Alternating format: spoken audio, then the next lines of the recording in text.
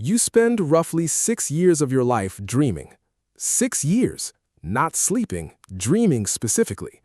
And for almost all of that time, you're the main character in a story your own brain is writing, directing, and forgetting on purpose, all while you lie completely still with your eyes closed. So here's the question nobody really answers well. Why? Not what are dreams? Everyone knows what a dream feels like. The question is why a brain that spends all day working so hard to make sense of reality would spend all night deliberately making things up.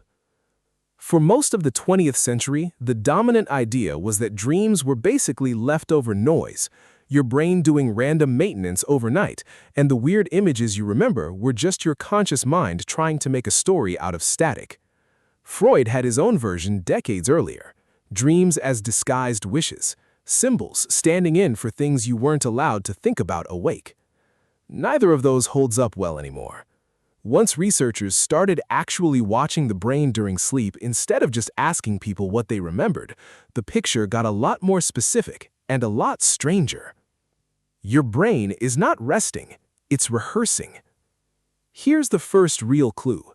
During REM sleep, the stage most associated with vivid dreaming, brain activity in several regions looks almost identical to being awake. The visual cortex lights up. The emotional centers, especially the amygdala, go into overdrive. Meanwhile, the prefrontal cortex, the part responsible for logic, planning, and telling you that doesn't make sense, goes quiet. That combination explains almost everything strange about dreams. High emotional intensity, vivid sensory detail, and almost zero critical filtering. You're not confused during a dream because something is broken. You're confused because the part of your brain whose entire job is catching contradictions has clocked out for the night. One of the more compelling theories comes from evolutionary psychology, and it goes like this. Dreaming might be a rehearsal space for danger. Across cultures, studies of dream content find that a striking share of dreams involves some kind of threat, being chased, falling, confronted, losing something important. The theory is that this isn't random, it's practice. A low-stakes simulation where your brain runs threat scenarios and stores the emotional response, so if something similar ever happens while you're awake, you've technically been through it before. It would explain why anxiety dreams are so universal and why kids, who are learning what the world can throw at them, tend to have more nightmares than adults. There's a second theory that doesn't compete with the first one so much as run alongside it. Dreaming as memory consolidation. During sleep, your brain sorts through the day's experiences, deciding what gets filed into long-term memory and what gets discarded. Researchers have found that emotionally significant events are far more likely to show up in dream content that same night. It's like your brain is tagging the important stuff, and dreams are a side effect of that tagging process, fragments of memory getting stitched into a scene while your brain decides what to keep. This is part of why dreams feel like a strange remix of your actual life. A person from 10 years ago shows up in a building you've never seen, doing something completely unrelated to who they actually are. That's not your brain being creative for fun.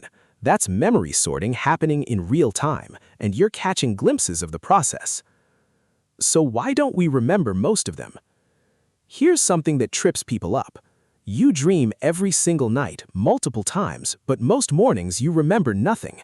That's not because most dreams don't happen, it's because dream recall depends almost entirely on when you wake up.